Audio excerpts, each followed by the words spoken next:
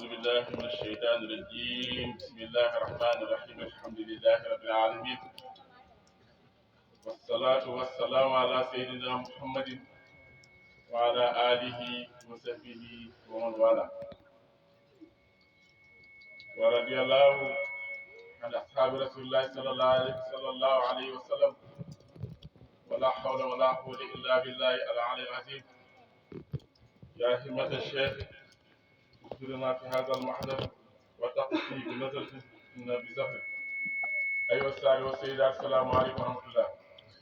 maa ngi nuyu sam yu góor yi ak sam yu jigéen yi di ñaan yàlla mu defal ñu taw te ak seen mbir suñu mbir defal ñu suñu borom jàppee ci barka Seex al Islam Cheikh Ibrahima Niass al-Kawlaxi Tijaani radiyallahu anhu maa ngi jiital ci nuyu boobu Seydi Niass nga xamante ne mooy sang jotaay bi ndax pays bu sell ba képp ku fa bàyyi ko rek ci jëmm bi Mawlana Cheikh al Islam Cheikh Ibrahima al-Kawlaxi Tijaani radiyallahu anhu di nuyu ci suñu lisaane xaal roxaan yëpp sëriñ bi nga xamante ne mu ngi teew ak ñun te ñu ngi xaar jëmm ak mboolem ñi nga xamante ne ñu ngi leen di séntu ñu war a jógee ci pays ba sa xatal bu sell ba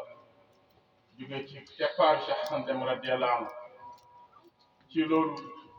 dañuy nuyu Seydi Diaw ak mboolem ñi nga xamante ne ñu ngi